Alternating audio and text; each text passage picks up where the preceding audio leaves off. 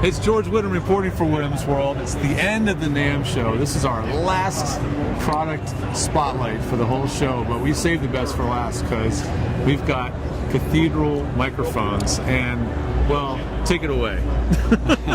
Hi, Charles. How you doing? How's it going? It's a small microphone company, and we're based here in Orange County, showing off our products here at NAMM 2015. And we make kind of a vintage style microphone that, handmade, made properly, all sourced locally, and really trying to, recreate the magic of the old German style microphones. Yeah. And so we have a couple tube microphones and a really nice fat microphone that we came up with last year.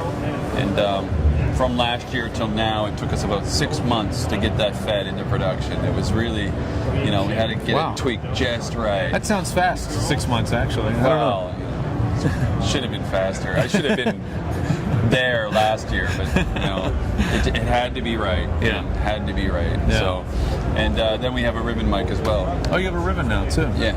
Well, show us.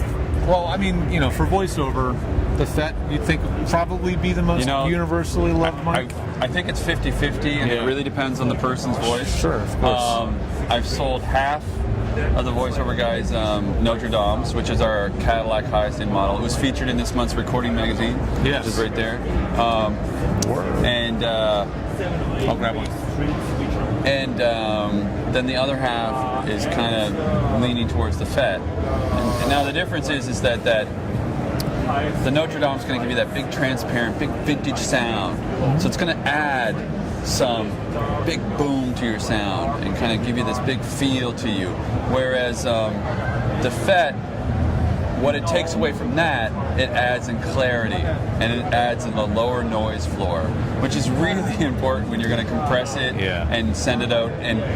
And really, the only thing on a voiceover is voice. There's nothing hiding the noise floor. No, I mean, if it's a promo, you have music, but a lot of stuff has no music in the background. It's just an exposed voice. That's right. And when you send it out, it is just voice. Yes. So they need to hear it dry. They're going to hear it. They want to see the meters not hardly moving on the room tone. They want to see minus 60 on the meters. This year, I would say we've sold more FETs to voiceover people, but historically, it's kind of been half and half. And, I usually have people try both if they're local or if they're able to. Sure, yeah. So, which is the FET over here? This is the FET. It's called the St. John Baptiste. It retails for $1,300. It's all, again, made by hand. It has the same capsule as the tube microphones. It uses a Cinemag transformer and just a solid-state circuit.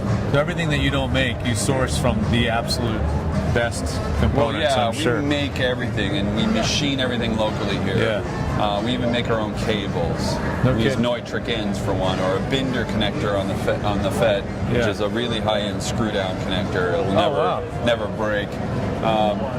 We use Rycote shock mounts, which is, I'm familiar with these. These are really great. Kind of the leader in the Did you have them make TV. these for you for the color match? I did. I met them at NAMM about 3 years ago and walked up to them, and they were just trying to get into the audio industry. And they have a black one. And I said, would you be able to do this in a color for me? And they said, yeah, we could do anything you want. Fantastic. I don't know if they would do that now for a new customer, but because they were trying to get into the market. You hit it at the right time. I hit it at the right time. Awesome. So now they'll make those for me anytime. So I'm assuming then this must have switchable patterns or something. Why does this have a standard XLR connector? No, it's just a hypercardioid only pattern. It just has that big connector because we wanted it to match the Notre Dame, which is the big tube microphone, and we wanted to have that U47 body that it has. So this terminates with a standard XLR jack. It has a standard Neutrik at the other end. Gotcha. Okay, excellent, man. So, what makes your ribbon mic stand out? We've been talking a lot about ribbons today. We spoke to Wes Dooley for 45 minutes solid. Awesome. So that's awesome. What's going on? It's just a simple ribbon. It's a classic, RCA 77 style ribbon. Just a ribbon and a Cinemag transformer. I've put an active circuit in it, and nice. And that's this little guy here. Yeah. I've taken this and I put it in the bottom of my ribbon microphone. It gives you about 20 dB of really clean gain. It's just a differential pair of JFETs, and if that means anything to you, to the listeners.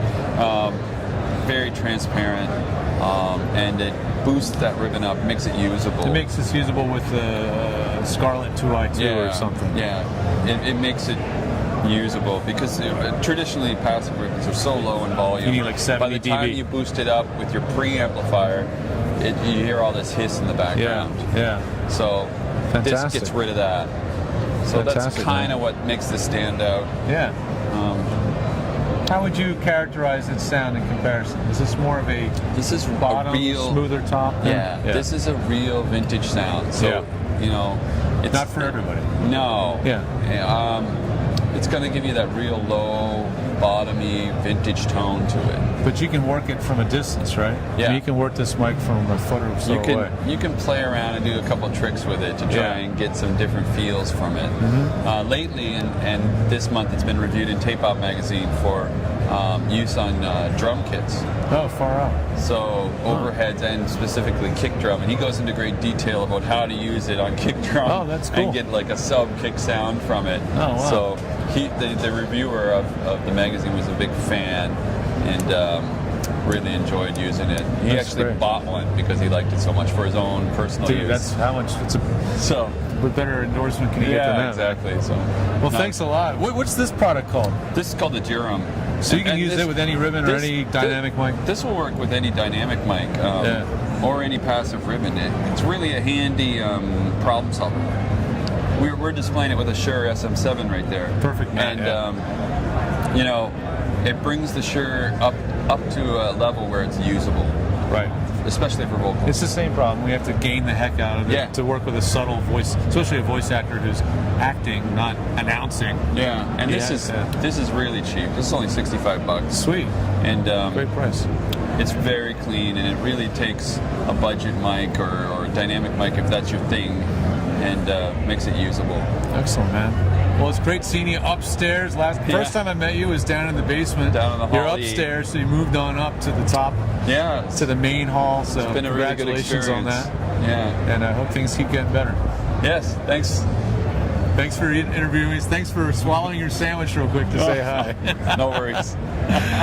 That's going to be it for me at Whittam's World. This is George Whittam, and we've had a great one. I've got a ton of video in the can now to cut. Lee and I are going to be plowing through this stuff over the next week. We're going to get all of it out as soon as we can, but it's been a lot of fun. Thanks to Lee Pinney from Voice Around Town for getting the video and operating camera for me. How are you? And I saw the owner of Nightbird yesterday. George Whittam reporting for Whittam's World. See you at the next Big Trade Show. Coming back, don't worry.